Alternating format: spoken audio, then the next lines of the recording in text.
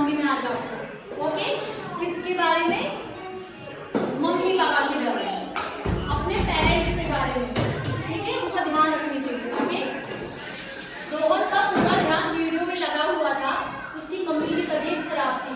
अंदर वाले कमरे से उनकी मम्मी की आवाज आई कि रोहन मुझे पानी ला के दे दो, लेकिन रोहन का ध्यान अपनी मम्मी की बात पर गया ही नहीं।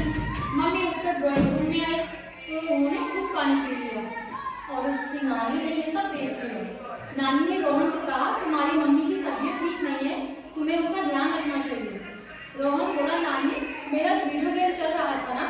तब नानी बोली, मुझे वुडवर्ड जंगल के जानवरों की ये कहानी सुनो, तब शायद तुम समझोगे कि मैं क्या कह रही हूँ। नानी ने कहानी सुनाती होगी। एजे, डीजे, हम्पी, गोर्जी और एडी बास्केट बॉल खेलने का अभ्यास कर रहे थे। एक बड़ा मैच होने वाला था, वे उसमें जीतना चाहते थे। वे बॉल पकड़ने, बॉल को एक दूसरे को पास करने और शूटिंग की प्रैक्टिस में लगे हुए थे। उनकी टीम में एजे अव्वल शूटर था। वे बास्केट में बॉल डालने में सबसे अच्छा था। अच्छे से बैठिए बच्चों। एडी बोला, एजे तुम सबसे अच्छा खेलते हो, तुम ऐसे ही बढ़िया खेलते रहो तो हमारी जीत पक्की होगी। वे सब दिन भर प्रैक्टिस करते रहे। फिर घर जाने का समय हो गया। डीजे ने कहा, हम सब कल मिलकर सब मिलते हैं, एजे तुम वक्त पर आ जाना। ओके, ये भी कोई कहने की बात है? एजे ने कहा, चिंता मत करो, मैं समय से पहुंच जाऊंगा। और बॉल को अपनी उंगली पर घुमाते हुए वे घर चला गया। घर पहुंचकर एजे ने देखा कि उसकी मम्मी बीमार थी। उनकी हालत देखकर वे डर गया। वे पलंग पर लेटी हुई थी और उनकी हालत काफी खराब थी। एजे ने अपनी बॉल एक तरफ फेंकी और मम्मी के पास चला गया। मम्मी आपको क्या हुआ? घबराए हुए एजे ने पूछा। मम्मी धीमी सी आवाज में बोली, कुछ नहीं बेटा, शायद मुझे बुखार है। झट से एजे बोला, मम्मी आप इसका तबीयत लेते रहना, आपकी दवाइयाँ कहाँ है? मम्मी ने दवाइयों की तरफ इशारा किया। तब एजे बोला, आप ठहरो, मैं आपकी दवाइयाँ लेके आता हूँ। एजे ने एक गिलास में पानी डाला और मम्मी को बैठने में मदद करी और दवाई को दी। एजे रसोई की तरफ भागा। वहाँ उसके पापा पहले से ही कुछ पका रहे थे। उसने अपने पापा की भी मदद करी। एजे अपने पापा के साथ खुशी खुशी खाना बनाने लगा। एजे मम्मी के लिए गर्मा गर्म सूप लेकर आया।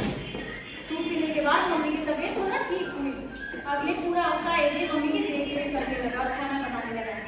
इस तरह उसकी मम्मी की तबीयत अच्छी हो गई।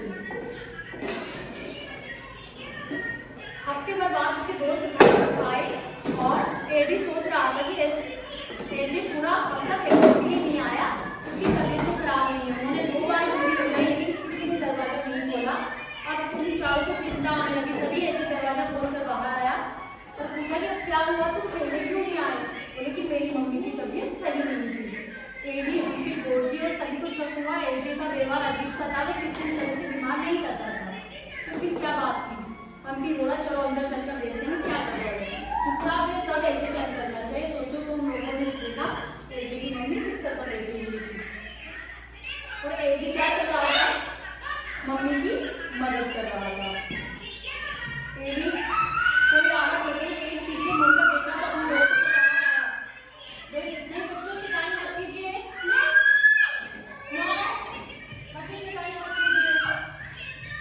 इस तरह से नानी ने ना रोहन को ये कहानी सुनाई। सुन रहे हो बच्चों? इस तरह नानी ने रोहन को ये कहानी सुनाई कि जो जानवर होते हैं वो भी अपने पेरेंट्स का ध्यान रखते हैं। सुन रहे हो दिनिशा? जो जानवर होते हैं वो भी अपने पेरेंट्स का ध्यान रखते हैं। ओके, तो सभी बच्चे आज से अगर उनके पेरेंट्स मम्मी पापा किसी की भी तबीयत सही नहीं होगी तो उनका ध्यान रखेंगे। ओके।